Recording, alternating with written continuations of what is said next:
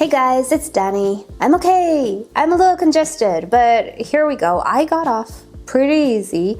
Not a whole lot of fever, just one night, but oh man, the coughing and congestion and now the lack of taste and smell. It's not pretty. I cannot taste my coffee, but it's okay. I'm not complaining. I got over it. We're good. Today it is time to get back to work, and I thought we can do something. I don't know if I already started. I feel like I started the series at some point a few months ago, but I just didn't continue it.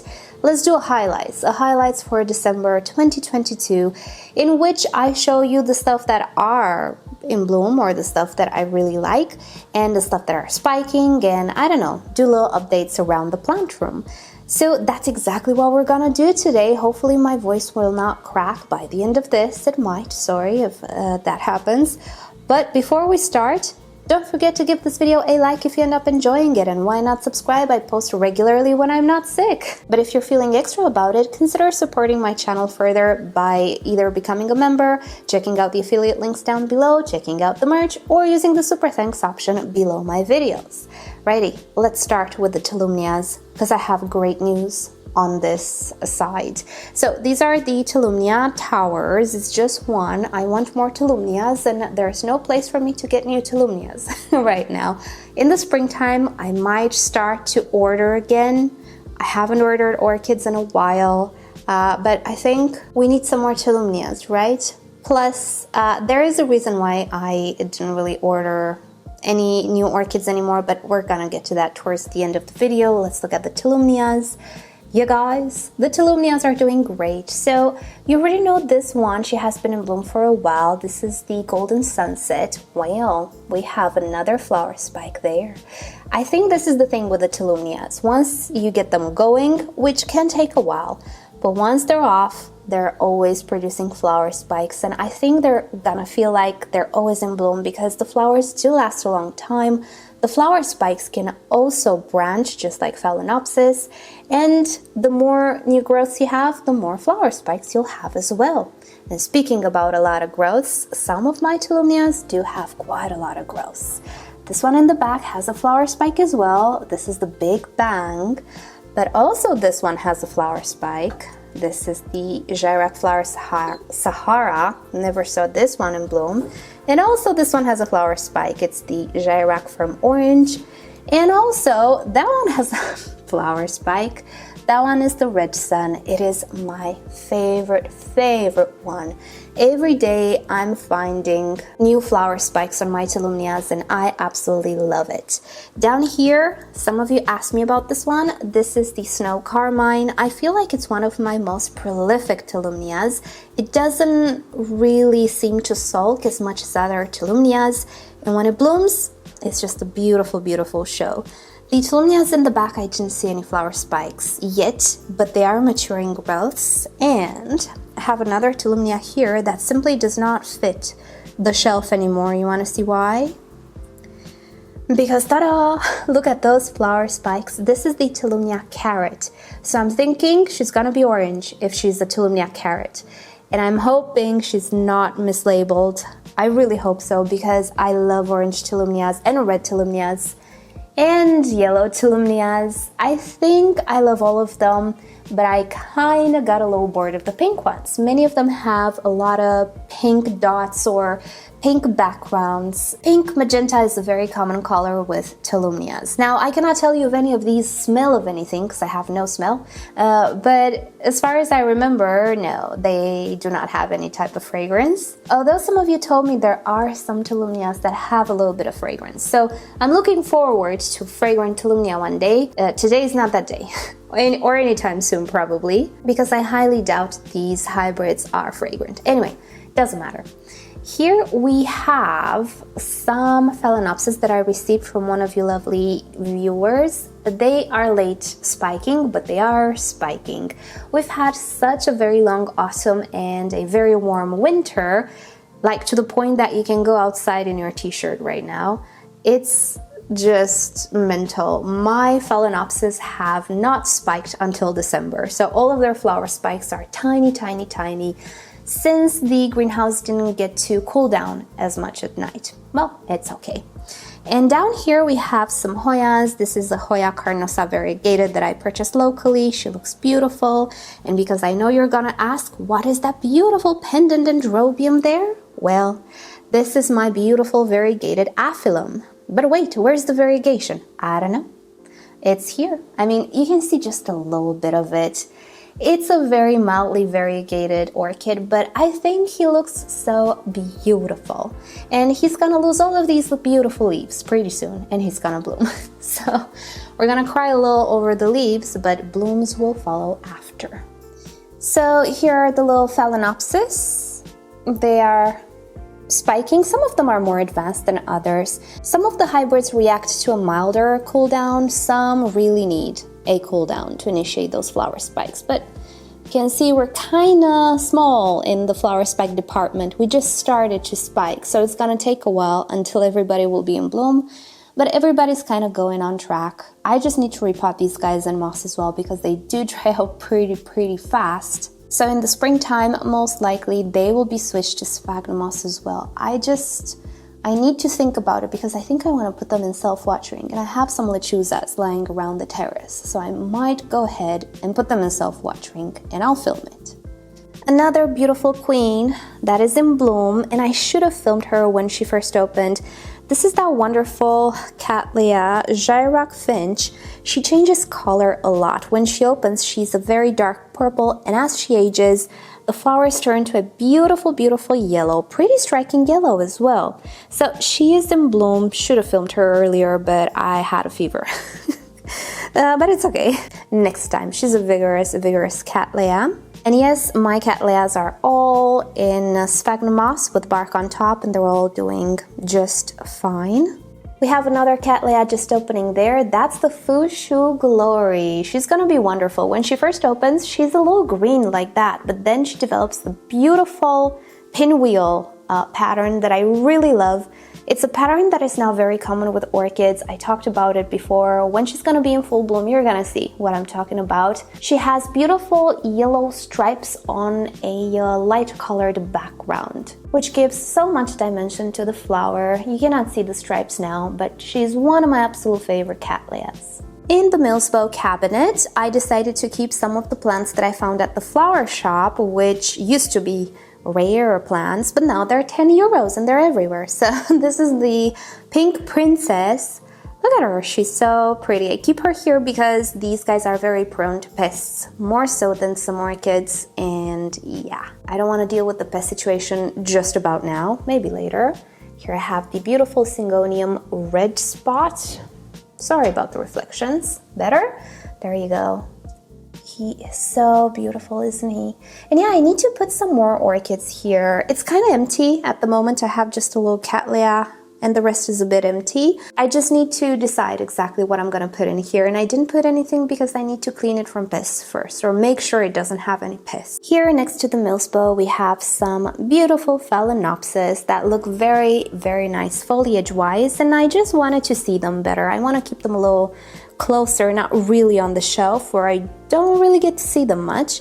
So we have the beautiful Schilleriana with a flower spike just developing, which will need staking soon. Here's the beautiful Bronze Maiden. She has flower spikes. They're just very tiny. She just started. There we go. 2 lovely flower spikes. I think she looks wonderful here next to her parent. Well, this particular one is not her parent, but the Schilleriana is one of her parents. And there I think I have the Sogo Grape, it's the red one. Yeah, they need repotting. This one no. But these two, they have been potted in this medium for more than 2 years at this point. They really need new fresh medium, but I don't want to disturb the flower spikes. So I'm gonna wait for the springtime. And one more thing I wanted to show you. Do you see what the pests are doing? Cattleyas are not very prone to pests, but their new growths are. The sheaths and the new leaves they are, and I need to stay on top of it all of the time, and sometimes it's too much. But the second thing I wanted to show you is that this one has little buds here. And it's a new one. I've never seen her in bloom. Jilly Cock crossed with Laelia cinnabarina. All right, interesting. I don't even remember purchasing this one. It's pretty old, I think, in my collection, at least a year and a half, something like that. Although I haven't purchased orchids in a while, so all of my old orchids might actually come from my latest haul. I need a haul right in the springtime, I promise. I lied, there are 2 more things that I wanted to show you. So here is the Oncidium that I have no ID for. It is finally in bloom, and look at these blooms. Oh my goodness, you guys. Isn't he beautiful? I have no ID for this guy though. Do not know what it is. It's an odontoglossum type, but more than that, I really don't know. And second, one of my jewel orchids who was under glass. Do you remember I have a video in which I put some of my jewel orchids in glasses, like literal glasses? Yeah, I looked at this one and she had a flower spike just curving around that glass cloche. So I got her out and the flower spike is straightening up. Not that the flowers will be anything spectacular, but yeah. I thought, why not? Jewel orchids blooming, not something you see every day on my channel, so I thought I'm gonna let her spike. Look how pretty she is. She developed very, very nicely under that glass, but she's becoming way, way too tall. So I'm gonna be repotting her in something else. I'm gonna take you guys along. But yeah, she has a little flower spike as well. This is a Macotis Petola Gold, something like that, I think. I'm not sure about that ID. This is how I purchased it, but I'm not entirely sure about that ID. And before I let you go, a little something that I wanted to address. I addressed it before, but my microphone actually broke, so I had to switch. I'm re-recording this. If something doesn't really make sense in this video, it's because I had to refilm parts of it where the microphone was just glitching. Sorry about that. So, what I wanted to say at the end is that part of the reason why I didn't purchase orchids online in a while, you might have noticed that, is mainly because of the thrips, because I felt like I could not introduce any more orchids that I cannot handle to my collection. I did a pretty good job staying on top of thrips with that leaf shine and with separating them in detail shelves and so on, but with some orchids I just couldn't. So you guys know Oncidiums, we talked about them. I cannot handle them, and I wish I had Oncidiums because I really like them. So I thought, am I just gonna purchase orchids just to have some of them being attacked and die off? I did lose quite a few orchids. I have some orchids that are just not, I don't know, they're not recovering anymore. Like this one. You know, do I want to introduce more orchids that potentially will not do okay because of the thrips and me not having time to stay on top of the thrips because I have too many orchids to take care of in too little time? No. So that's why I didn't actually order more orchids. But I might have actually found a solution. There is a substance that people seem to like on Amazon. It's an insecticide actually, it's a systemic that doesn't imply you having to spray your collection, because another thing I don't have time for or the availability for is to spray my stuff with toxic insecticides. I just can't. I did it like 6 years ago when I moved here. I don't want to go through it again. No, psychologically it's not for me. But this thing you just put in the substrate, in the medium of your plants, and it travels from the roots to the rest of the structures of the plants, making them toxic to pests. And there are 7,000 reviews on Amazon saying that stuff works. Not 7,000 reviews, but 7,000 people rated the product. So that gives me a little confidence. You see that philodendron? I used to have him in the bathroom. That's not a good life for him, really, because there isn't enough light. So he didn't do so well. He was away from pests. He didn't have pests, but it wasn't a good life for him. I want to keep him here. I introduced him 2 days ago. Today, I removed 5 thrips from him already. This is absurd. I'm not doing this anymore. I'm done. I'm absolutely done. So I ordered myself from Amazon that product, that insecticide. They're sticks actually, and I'm gonna give it a good go because I am literally done with thrips. They're the type of stuff that makes me wanna get rid of all of my orchids and just do aquariums, to be fully honest, which I don't want to do. I am done here and now, I'm done with thrips. They're the most horrible things that nature ever created when it comes to houseplants. And I'm overwhelmed. I can't get rid of them with my little hairsprays, with my little shiners and stuff. No, it just doesn't work. So I ordered that stuff. It's gonna arrive. I'm gonna start treating my plants. Before you start recommending me products, I'm very limited in my country with what I can buy and with what I can order. These are toxic stuff. They're not gonna deliver here. So the only thing that I found that could be delivered here is this thing that people seem to love. So I'm gonna give it a good go. Yeah, I miss hauling orchids. I miss discovering new things and new species, but just for me to purchase orchids that will eventually get overrun by thrips, me having bad days over it and just losing the orchids, it's not a solution. It's just not. Plastering, detolfs and all of that all around my greenhouse, again, is not a solution. So yeah, that's what I'm doing now. I just ordered it. It will arrive here probably in January. So we're gonna do some trials, we're gonna test it out, and hopefully one of these days we're gonna get rid of thrips. Some of you guys who live in countries with so many options, oh my gosh, you have no idea how lucky you are. I envy you so much right now.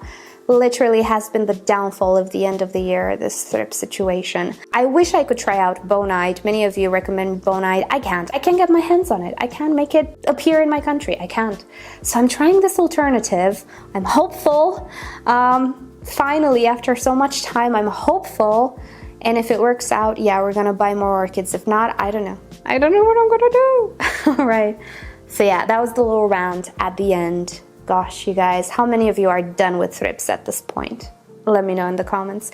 So yeah, that has been the highlights for December 2022. Thank you guys for watching and for bearing with my voice. I don't know how it sounds on camera, but in my head it sounds so bad. I'm gonna sound better soon. But yeah, for now, that's about it. Thank you so much for watching. Hope you guys have a great day and a great end of the year. And with that said, don't forget to subscribe for more videos, and I'll see you all next time. Bye!